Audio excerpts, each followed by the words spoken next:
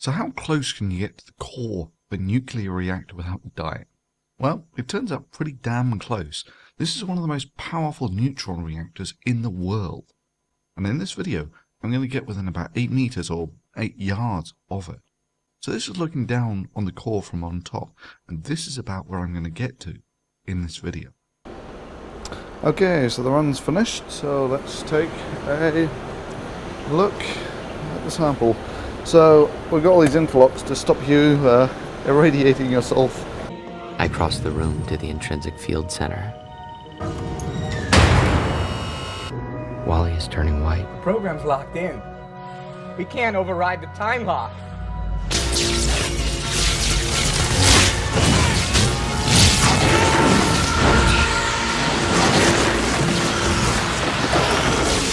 Because despite what they say, there we go, safe.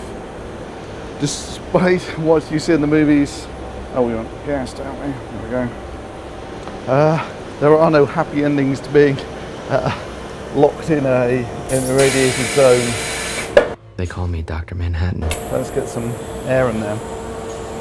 So, this is the diffractometer, and that up there is the reactor, and the reactor core is just about there, about 8 meters from me, so that's 1, 2, 3, 4. It's about where that wire is, just there. But what I'm going to do is got these radiation meters that give you, where are they? Microsieverts per hour. Just to put that into perspective, background's about 0.2, so we're about twice background here.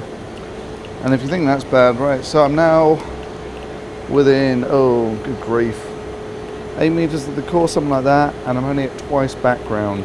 If you think this is bad, when you get an airline, this will go up to about 2, 3 sort of thing.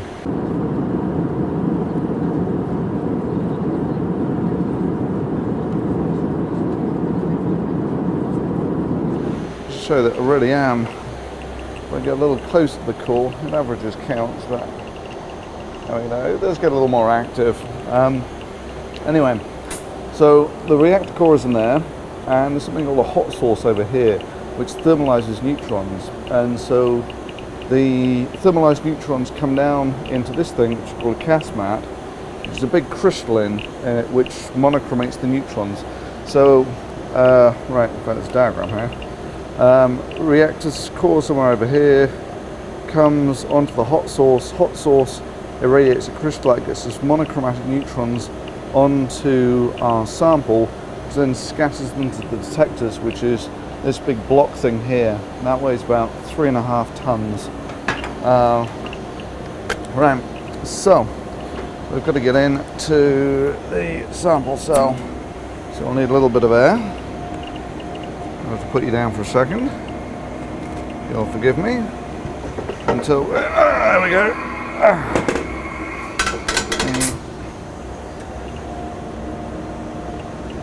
There he is. That's the sample environment. So this is the cell.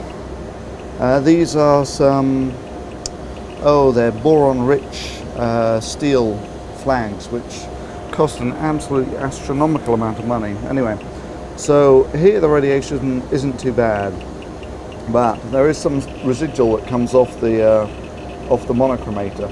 So yeah, it's very, very, very localized, right? So it's only keeping your hands out of the beam there is what's important. So that's 100 times background or something. Anyway, so the bottom line is, if you want to dismount the cell, it's the spider, the one that bit me. He must have become radioactive. And when his venom reached my bloodstream, I've absorbed the proportionate power and abilities of a living spider. Dismount it fairly quickly like that, and just unscrew it from the top. And then you're basically done. So, nice and gentle. There we go, one dismounted cell. So a cell like this is a titanium zirconium cell with a liquid sample in it. It costs about $1,000 or something. So from our cell, we scatter through this little window here. And it goes into these detectors, these 9 detectors, all which have fans on, and they're helium-3 detectors, which is one of the highest concentrations of helium-3 you're going to get on the planet. They're pressurized. This is the Secretary of Defense! Defend and hold that helium-3 at all costs! But against who? Against everybody! Because the thing is, the neutrons that come down here, and in fact maybe this is a good time to actually say something about radiation hazards. You see, the neutron core over there, or the reactor core, is putting out neutrons for science, for research purposes. And there are 2 sorts of radiation that you're worried about. The first is the sort of electromagnetic, which is essentially photons, very high energy photons. That's the X-rays and the gammas. And as we all know, gamma ray overdose does you the world of good. Then an accidental overdose of gamma radiation alters his body chemistry. And now when David Banner grows angry or outraged, a startling metamorphosis occurs. But in reality, gammas can be stopped by electrons. And the heavier your nuclei, the more electrons you get. So basically, it scales with mass. The more mass you have, the better your X-ray screening. So your typical piece of X-ray screening looks like that, big piece of concrete. In fact, from the reactor core here, just a couple of meters of water will screen most of the X-rays.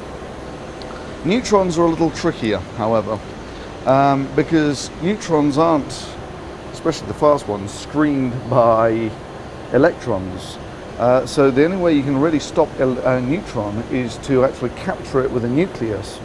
And when they're captured, so that's essentially what we're doing with the helium-3 detector here. The neutrons that come out of here have almost no energy. So in order to actually damage living tissue, you need to be able to break bonds. And bonds are about an electron volt in energy. So the neutrons that come through here only have about 1/3 of an electron volt energy, so they don't really have enough energy to even break bonds. However, there's a problem with neutrons is that they've only got a half-life of about 10 minutes. And when they decay, they release about a mega electron volt of energy. That's 1,000,000 electron volts, so that's enough to break 1,000,000 bonds of living tissue.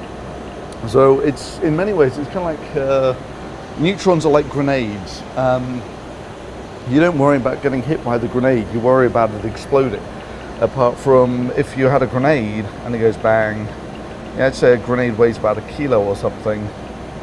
It makes a fairly good bang, but if that were the same mass of neutrons, it releases 1,000,000 times more energy. So it would be like a 1,000 tons, kiloton. So you really don't worry about the neutron's energy itself, you worry about what happens when they decay. However, neutrons can be captured by certain nuclei, like helium-3 in the detectors, right? That's how we detect them there. But they can also be stopped by boron, and boron-10 particularly. So this is like a rubber, which has a lot of boron-10 in it.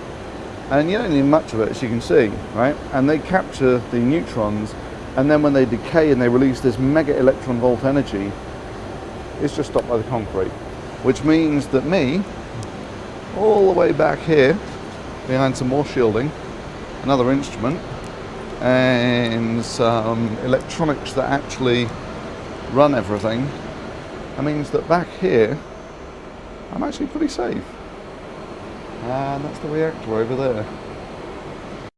What I think we'll do to start with is we're just going to put the iPod, not in the direct beam, off to the side, just to see what it looks like.